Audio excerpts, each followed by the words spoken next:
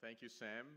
Good evening, everyone. I want to start by thanking the Subhas Ghosal Foundation, AAAI Subhas, and all of you for being here. It's truly an honor to be here, and I must say, Mrs. Ghosal, listening to, I think, everything that's been said about Mr. Subhas Ghosal, I just wish I had had the opportunity and the privilege to work from him. And it's wonderful to see that every year you all have this event to remember him and celebrate all his great achievements. So so let me start by saying a few things. Firstly, I'm not an advertising guy. Second, I'm not going to show any videos. And thirdly, I'm just going to share a whole bunch of stats about what's happening with the internet, and specifically what's happening with what we're calling sort of this new internet user. I always start with these caveats because, when I speak at a advertising media sort of event, I think the cool thing to do is show lots of creative videos that make people cry, and I just don't know how to make them, and so I'm not going to do that. So what I would do, what I thought I'd do is talk about. India is at an incredible place when it comes to the digital economy. And this new internet user who I'll talk about, who's coming online now, is very, very, very different to all of us sitting here in this room, right? In many ways, all of us sitting here in this room represent what we call India 1, the first 100 million or so internet users. When I joined Google about 8 years ago, actually India had just crossed 100 million internet users, which means I'm hoping all of you were actually online in 2000 and 2011. And here we are, 7, 8 years later, and the new internet users who are coming online today are vastly different. So what I thought I'd do today is really share with you what we've seen, who this user is, where she comes from, what she uses the internet for, and how her behavior or his behavior is quite different from how all of us use the internet. So that's really what I'll do, and then I'll try to end with where this could go, right, as you sort of fast forward over the next couple of years, where this could go and what it could really mean in terms of what digital combined with sort of next generation technologies could do for these Indian users, who in many ways are the Indians who need digital the most, and I'll tell you a little bit more about that. So let's start with, and by the way, I know several of you are very, very familiar. I see Sam sitting here. Sam can actually give this presentation better than I can. Are very familiar with some of these stats, so bear with me. So I think the first thing to keep in mind is digital today in India, and by the way, everything I'm going to share with you is India. I'm not sharing any, and occasionally I'll share a comparison with a few other countries, but is basically India. So digital today really is mainstream. So if you look at India today, there are about 390 million Indians who access the internet on a monthly basis. And actually, what's very, very interesting is a large number of them are now active on a daily basis, right? And what has really changed over the last, I'd say, 2 years is the ratio of number of internet users who use the internet once a month to the number of internet users who use the internet every day has actually changed dramatically, right? And the reason is because data has become a lot more affordable. Not surprisingly, 80% of them are accessing the internet on smartphones, right? So over 300 million. In fact, that number is more like 330 million today. So very large number of them actually access the internet on their smartphone. So you'd hear this, probably you started hearing this about 5-6 years ago, where we basically started observing that India really is a mobile-only internet, right? So unlike all of us who probably have access to desktops and notebooks, most of these users actually don't have access to a notebook or a desktop computer. And then the last very, very interesting point is 70% of smartphone shipments in India today have 2 gigabytes of RAM. So that's actually a pretty high-end smartphone, actually. And if you had asked me, I could have not predicted any of this 6, 7, 8 years ago because the growth's been much, much faster than any of us would have predicted. But the one thing I certainly wouldn't have predicted is that 70% of the phones would have more than 2 GB of RAM. And just to give you a sense, 4 years ago, that number was less than 5%. So despite sort of the acute affordability constraints that we have, right, in India, where one would have expected lower-end phones to have a large percentage of the market, actually that hasn't happened. We are seeing the growth of affordable smartphones and also connected feature phones. But actually what we're really seeing is phones getting better and better from a performance standpoint. And that actually is very important in terms of how much content users will consume and also what they're likely to do with their phones. This slide is probably the most important slide, especially if you're a techie like me, from the internet space. Consumption is, as all of you know, in India, especially large-scale consumption, is almost entirely driven by price, right? So the more affordable, I should say not price, but affordability. And the more affordable something gets in India, the higher the consumption. So what you see here on the right-hand side, or I should say the left-hand side for you, is the cost per gigabyte. This is the street price per gigabyte of data. So that's a unit of data, so most of you probably consume between 5 and 20 gigabytes a month. So if you go back to pre-Jio, the price of a gigabyte in India was about $3. And as we sit here, actually this is end of last year, the price per gigabyte was about 30 US cents. So that's a 90% reduction in the price of data, right? And when that happens, what you obviously see is just explosive growth in data consumption. So we've seen an 18-fold growth in the mobile data consumption on the internet in India. Many of us, including myself, actually projected that after about the first year that we'll start seeing prices sort of trending up, but that really hasn't happened. They've pretty much been in that 20 US cents to 30 US cents range now for a while, and actually our view is that it's actually going to stay this way for quite some time to come. So very, very affordable data rates, and then if you actually compare India to many other, actually all other sort of the most developed, most advanced internet markets in the world, the numbers that you see there is mobile data consumption per user per month in India, right? It's about 8 gigabytes per user per month. That number before Jio launched was about 1/10 of that, right? So not surprisingly. So you've seen a growth in users, you've seen growth in consumption per data. What's very, very interesting is if you look at India today, on average, each of the connected users consumes more mobile data than every developed market in the world, right? So South Korea is at 10. So the top bar, by the way, that's the amount of mobile data consumed per user per month. So South Korea is at 6, Japan is at 5, US is at 4, UK is at 3. So can you imagine the UK is at about 3 gigabytes per user per month on their mobile. India today is at 8. The other important number for those of you that are rather geeky is actually if you add fixed line, right, either Wi-Fi or broadband to the home, what actually happens to this number? India then is actually not the highest, but it's very, very close, right? So the numbers at the bottom of the page, you probably can't see it from all the way at the back. India is at about 10 gigabytes per user per month when you include Wi-Fi and fixed line. The only two countries in the world that are higher than that are the US and the UK. Here's another interesting stat.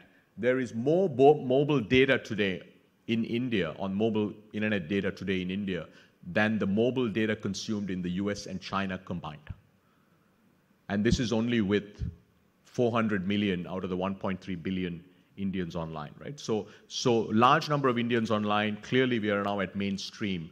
And the single biggest constraint to growth of the internet in India, which was actually affordable mobile data, is largely solved now. And we basically think that at about 30 US cents, so call it 20 rupees a gigabyte per user, per gigabyte, in all of India can actually afford mobile data. Now the big constraint is actually on devices, right? So that's probably pretty important. Now several things have changed over I'd say probably the last 2 years, and this really is where I start talking about this new internet user. If you go back even 18 months ago, you'd characterize India's internet as male, metro, and millennial, right? So millennial males in metro India was really what the internet was about. Almost, large percentage male, almost all of them in metro India, and most of them sort of the millennials, right? 18 to about 30 something. That's actually changed pretty dramatically. We're seeing many more women come online. In fact, today, if in terms of new internet users, there are actually more women than men. Very few of them are from urban areas, so they tend to be from tier 3, tier 4 towns, and a lot of them from rural India.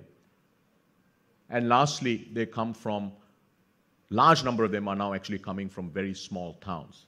So if you look at the numbers today, about 30, as we stand, about 37% of all internet users are women, and we project that over the next 3 years, actually 2.5 years, by about end of 2020, 45% of all internet users in India are actually going to be women, right? So we're going to actually get close to the digital gender parity in about 3 or 4 years. And the other very, very interesting thing is if you look at it over the last 3 or 4 years, we've seen a 400% growth of internet users in rural India. So we are no longer in an India that, when it comes to the Indian internet, we are no longer in the metro millennial male phenomena. That's pretty much way behind us now, right? So now we're actually seeing very, very different kinds of user. And one of the interesting things, we've learned as Google, we've learned an enormous amount about the internet user in rural India. And a lot of our learnings have actually come from an initiative that we have, Google in partnership with Tata Trust. It's called Internet Saathi. So we launched this about 3 years ago. And I'll take a minute to tell you why we did this and then some of the insights. 3 years ago, because we saw that only 1 out of 10 internet users in rural India was a woman. And we've not seen that sort of digital gender divide anywhere in the world, right? Including the Middle East, nowhere in Africa. We've never, ever seen that sort of digital gender divide. And we try to understand why that was. And then we figured out, okay, it's driven by a number of factors. Firstly, lack of awareness. Very few people actually, they'd heard of the internet, they didn't really know what it was for. Lack of access, either because, they couldn't afford to get a smartphone or they couldn't afford to get data. I mean, this is 3 years ago, so data was still pretty expensive. And the third reason really was societal pressures, right? So I'm sure some of you know this. But if you're in a village in rural India, in many parts of India, the women are actually not encouraged to have phones. So these were some of the constraints that we had. And so we said, look, let's try to figure out how to change this. And for the first time ever in Google's history, we said, we're actually going to deploy a physical human network. I mean, we're a digital company, right? I mean, we like to do everything on the internet. I mean, ideally, I shouldn't be here. I should have sent my bot to give the talk, but Sam may not have liked that. Although maybe we'll try that a couple of years from now, Sam. So we actually, for the first time, said, let's deploy a large-scale network of actually women. So we partnered with Tata Trust, and what we do in Internet Saathi is we recruit women in rural India. We train them on how to use the internet. We give them a whole set of smartphones. And then we give them a stipend so that they spend 5-6 days a week helping women in their village, plus maybe one more village, understand what the internet is, actually start using a phone so that they can learn what the phone, what the internet can do for them. And then, help them kind of, get onboard them onto the internet. And about 3 years afterwards, we have 50,000 full-time internet Saathis. Which is, a pretty large number. We have now crossed 200,000 villages, so about 1/3 of India now we cover through this network of women that we have. And we've trained with, fully digitally sort of capable about 20 million women in these villages. And what has been very, very interesting through the course of this, and I think there have been several, sort of counterintuitive insights, some of them, at least for us, they were. The first is, despite the fact that we talk about India being truly connected, in most of rural India, actually you cannot get a good data connection, right? In most villages, there may be some small part of a village where you can actually get a cell connection, but not in most of the village. That was pretty interesting, right? Because first we assumed, hey, this is not about connectivity, it's probably about affordability. So that changed, right? So now you'll start seeing lots of players in the ecosystem start doing things to really drive rural connectivity, right? The second thing that we figured out was once women really understood what the internet could do for them, then they got very, very interested. And many of them are now finding ways to go out and get a phone, to go out and find a way to get a connection, right? And what surprised us was what interested them was not what you would think would interest them. It wasn't really messaging or social networking or entertainment. They use a lot of entertainment, don't get me wrong.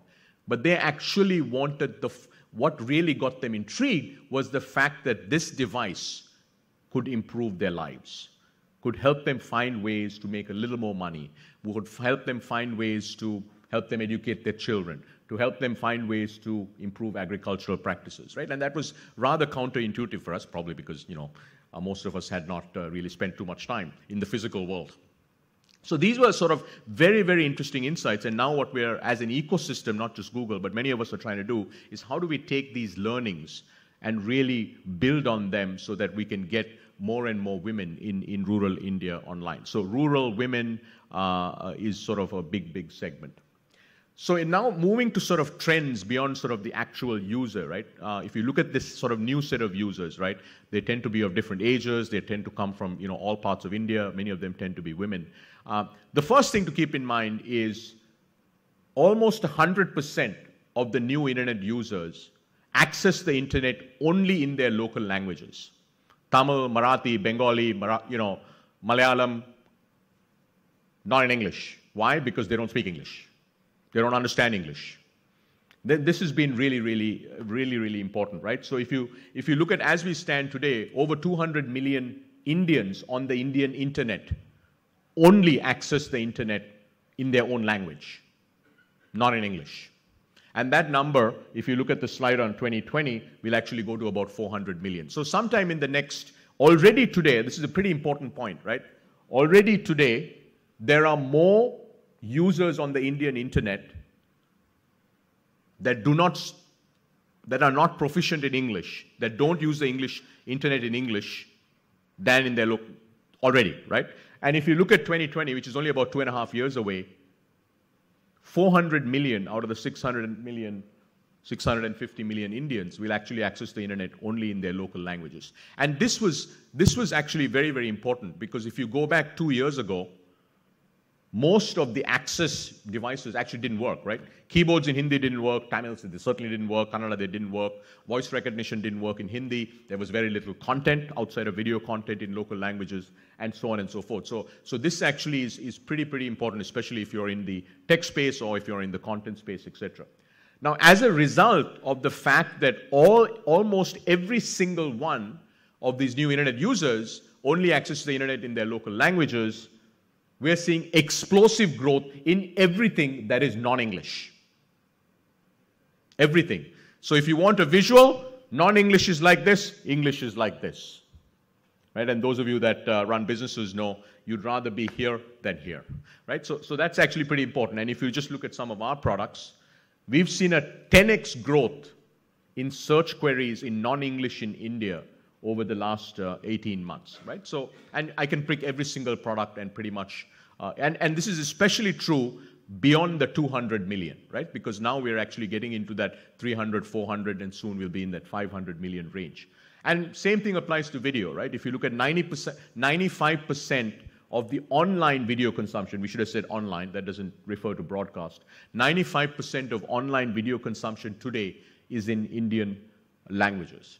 Right? And you can see the kind of growth that we're seeing in Indian languages. So this is actually really, really important. So these new users, they pretty much consume the internet only in their local language. The other two mega trends that we're seeing, not surprisingly, are video. Video is just exploding. We have never seen anything like we're seeing in online video in India in the history of the internet. The commercial internet, as we know it, was 1995. So we're about 23 years into it. We have never seen anything like it in terms of the kind of growth, the scale that we're seeing in India when it comes to video. But the other thing that has really happened over the last, I'd say about 12 months, is the emergence and explosive growth of voice. By the way, for those of you, what does voice mean? You speak to the internet. You don't tap, you don't type, you just speak. So voice is actually exploding in the internet, along many dimensions, and I'll talk a little bit about that. So let's start with voice. This is actually, there have been many counterintuitive things that we've seen with these new internet users.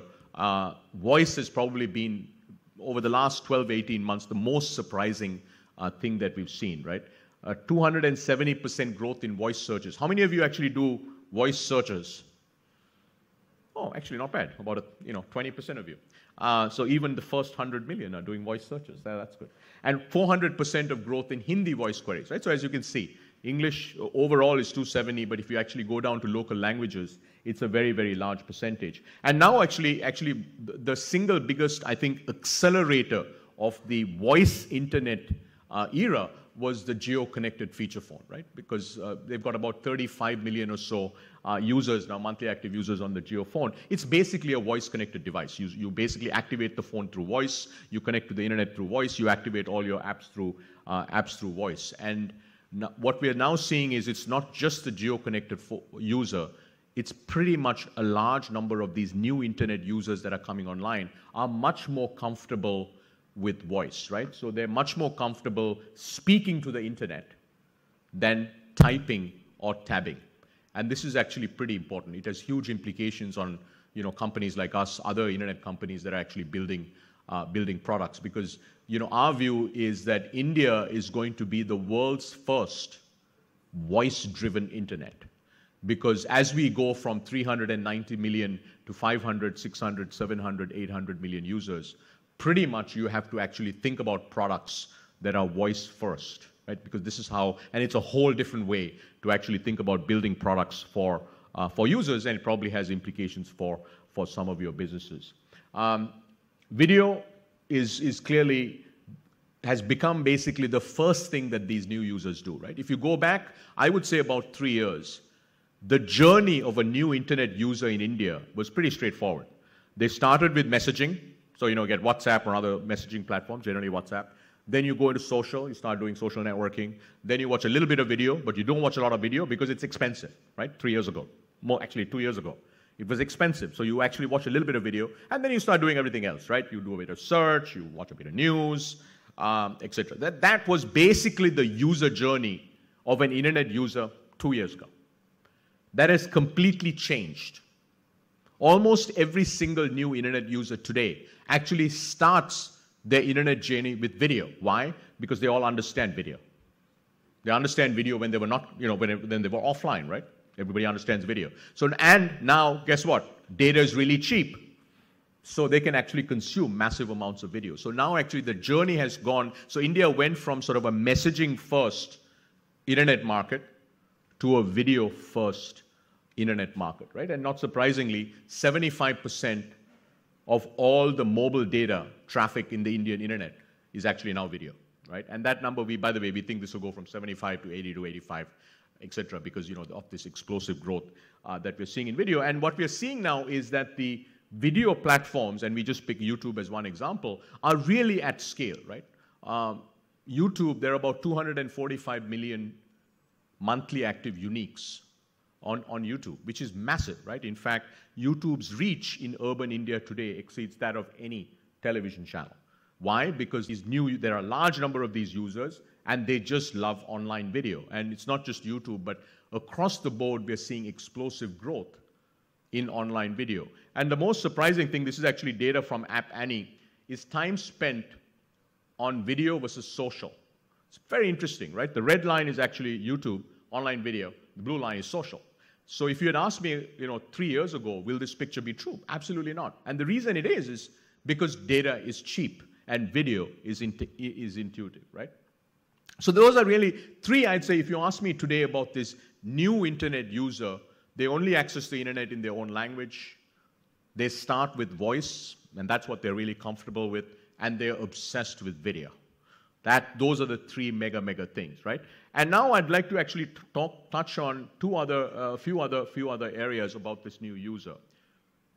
They are transacting much sooner than any of us would have expected, right? Actually, this has been pretty interesting. So I thought I'd share some data with you. I think all of you hear about e-commerce. Mostly they're in the headlines for either raising a lot of money or being bought for a lot of money.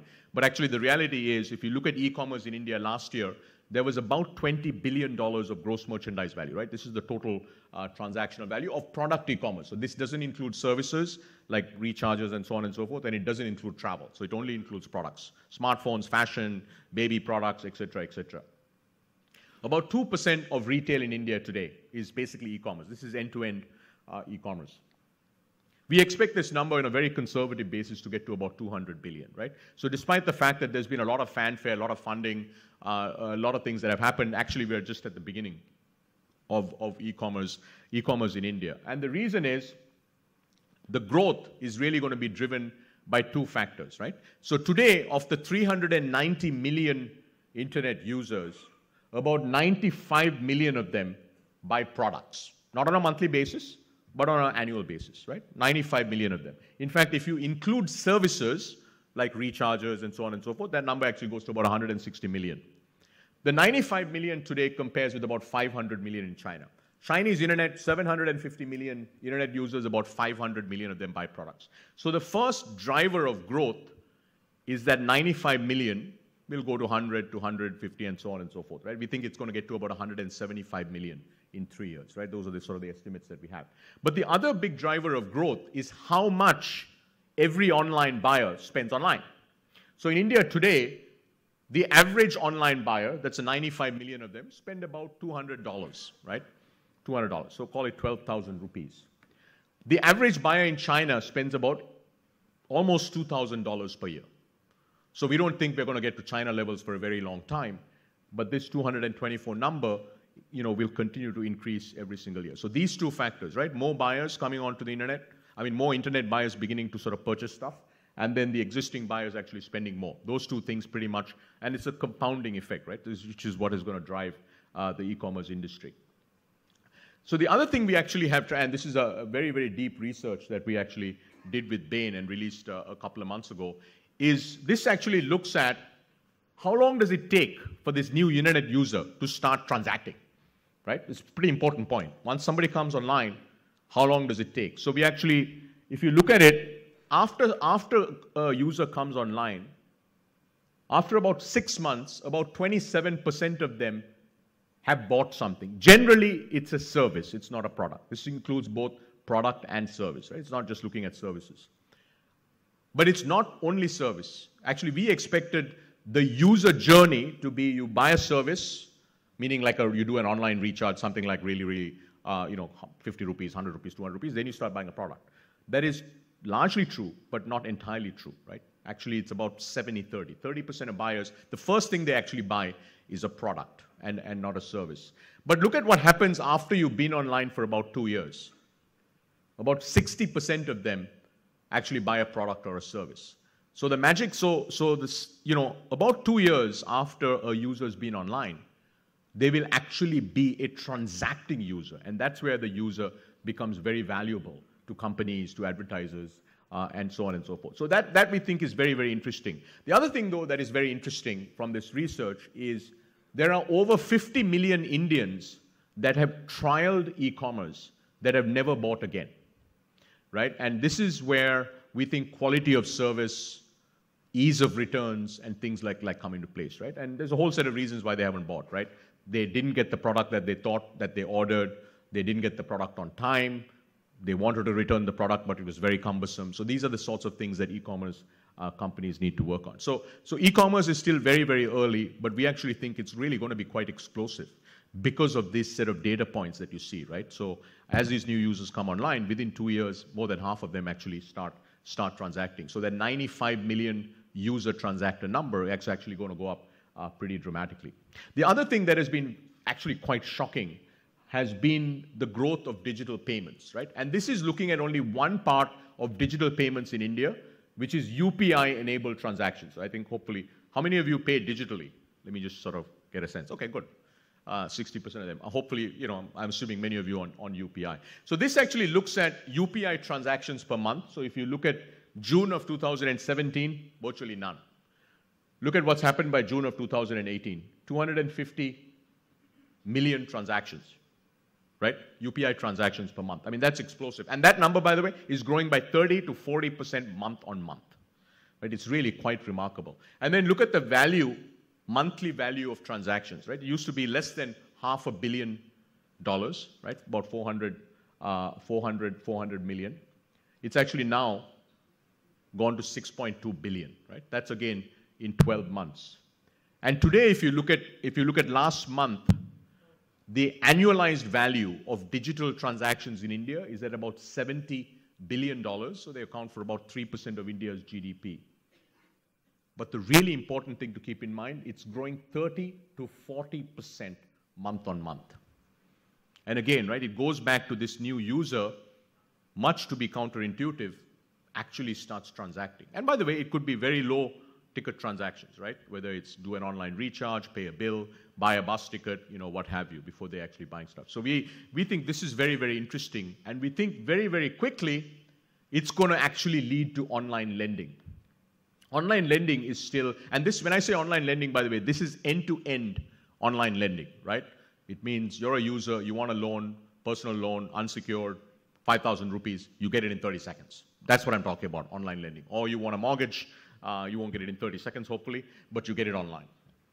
This is actually a research that we did with BCG and do all this research to understand user preferences for online lending and how this market might evolve. And what we actually said is that over the next 5 years, there will be over $1 trillion of end-to-end online lending in India, right? And by 2023, the annual value of what we are calling digital loans, it's not really digital loans, it's loans that are delivered digitally, could actually get to about 350 billion. In fact, we talked about video, voice, local languages. I think the next big thing we're going to see is the first thing that many Indians, especially when we get beyond 500-600 million users, might actually do is to get a loan. The reason they might actually get online is a loan. And in fact, this is one of the things we're learning from our Internet Sati initiative, right? What is it that they really want? They want to make their lives better. They want to get a little bit of capital, right? Now, obviously, somebody's got to lend it to them. So that's the other interesting thing, and this is more of a futuristic thing in terms of what we're going to see, but it's not really that far into the future because it's really over the next 5 years or so. Those are some of the big trends that we've seen. Now, what I thought I'd do is just spend a few more minutes before I wrap up on what could this really mean for all of India, right? For India, pretty much all of us in this room, the first 100 million Indians, what the internet has really done, it's just made life a little more convenient. You can order an Uber, you can get to a taxi faster, you can order e-commerce, things drop at your door, you can order your food delivery.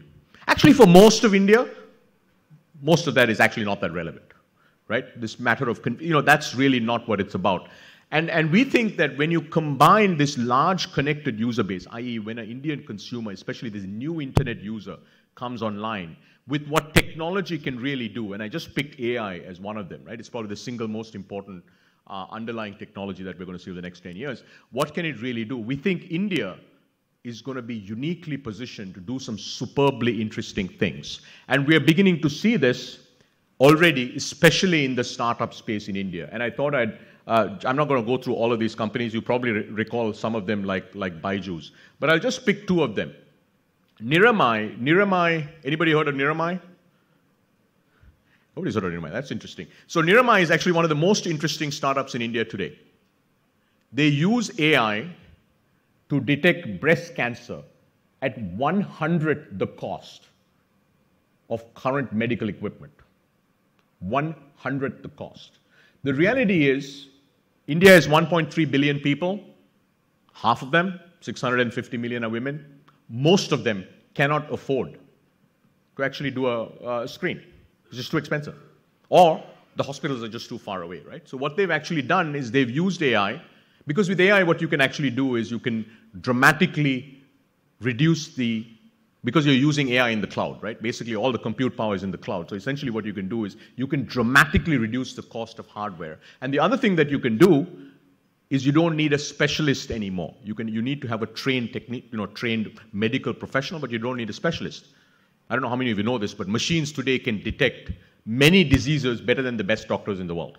That's what artificial intelligence has done, right? So here's a startup. It's a very early stage company in India that is essentially using AI to help detect breast cancer, but do it at 1/100th of the cost so that every single Indian can actually get, it's now it becomes very, very affordable, right? Because all of a sudden, you don't need a specialist, you don't need very expensive equipment, you can actually get this out, theoretically, to every single one of the 630,000 villages in India. The other interesting company is Sigtuple. I'm assuming many of you may have heard of Sigtuple, they've been a little more in the news. Again, the company is all of about 2 or 2.5 years since operation. So what they do is somewhat similar, but a little different. Again, they use AI for medical diagnostics, but not just for breast cancer, for all kinds of things. Right? The reality is, look, if you look at India and the 630,000 villages that we have, most of them will never have a high-quality hospital. Most of them will never have high-quality medical professionals, right? So what they're doing is actually they built medical diagnostics equipments using AI, and they've got a network of professionals that they connect to it, where you can actually provide world-class diagnostics for a fraction of the cost, but many kinds of diagnostics, right? Not just breast cancer screening, to everyone in every village. So these are the kinds of examples, and then some of the other industries here. So what we're beginning to see in India now is, because you have a large number of connected users and you've got these next generation technologies like AI, you're beginning to see Indian entrepreneurs do some extremely interesting things to solve India's real problems, right? And this is where we think digital and next generation technologies combined, right? A connected user base with next generation technologies can really make a difference for what I call the real India, which is the 1.3 billion Indians, by solving for India, right? If you look at India today, these are the big challenges we have, right? Agriculture, 50 million families are dependent on agriculture. About 250 to 300 million Indians are completely dependent on agriculture, right? But our technologies that we use in agriculture are, 50, 60, 70 years ago. And because most of these farms are half an acre or even smaller, they can't really afford the equipment that has been designed for farming, state of the art. None of it actually works. So what we're now beginning to see is companies thinking about the farmer is increasingly going to be connected, probably on a low-end phone, but they're connected to the internet. And can you actually use technologies to help them? Simple things like what the share plant, all the way through how can they actually sell their crops, right? So you have the whole set of things that you can do. Financial inclusion, I think you're seeing. By the way, I don't know how many of you know this today. The State Bank of India can issue a loan in 2 minutes in India today. State Bank of India can issue a loan faster than any other bank outside of India. Can you imagine that? It's really cool. Why are they able to do that? The India stack. Right? Because with the India stack, you can actually do stuff, and the fact that we have so many connected users, right? So the idea of, kind of what used to be very, very difficult to drive financial inclusion is changing, and you can see the kind of opportunities that you'll get there. Transportation is going to change dramatically, right? Everybody talks a lot about Uber and Ola and companies like that. But the real problems India has, most of India can't actually afford to take a taxi or a trishaw. Most of India can barely afford to take a bus. We don't have enough buses, and the buses that we have are overcrowded, and they are out of date. Imagine what you can do with technologies like solar, combined with digital users, combined with what you can do with things like navigation and maps, right? And all of a sudden, you can actually create all kinds of new public infrastructure, which I think we're going to see. And by the way, all of this is going to have to be done by entrepreneurs, right? It's unlikely that governments are going to actually do this. Education, I think all of you know the challenges, right? I don't know how many of you have children, but I have a 12-year-old who basically learns everything online. She came to me the other day and said, I could even not go to school. I could just spend all my time on Khan Academy and IXL, and I'll probably do better than everybody else. I said, that's probably theoretically true, but you're not going to do that. You have to go to school, right? So, but the reality is, today you can take I don't know how many of you know this, you can take all of MIT's courses and Stanford's courses online today. All of it, right? It's just, so if you have access, and it's about having access, right? So once these new set of users start getting access, if they have an inclination, the reality is, you could deliver world-class education to them. And lastly, I think I gave you a couple of examples on healthcare. So I wanted to wrap with this, because this new internet user, women in rural India, men of all ages, women of all ages coming from tier 2, tier 3, tier 4, tier 5 towns, they're the ones who really need the internet, because they're the ones that we have some of these issues, but they're a problem of convenience. They're the ones who really have serious core issues, right? 35 to 40% of incomes in rural villages are spent on healthcare. And for what they spend, they don't get high-quality healthcare. Imagine what you could do with a connected user base in AI, right? They're the ones who struggle with transport, and so on and so forth. So I wanted to end with this, because as this new user comes online, as she gets connected, we're going to start seeing some incredible things that you can do to solve their real needs. So with that, You can't be in the technology industry and not think the time is now. So the time is now. Thank you.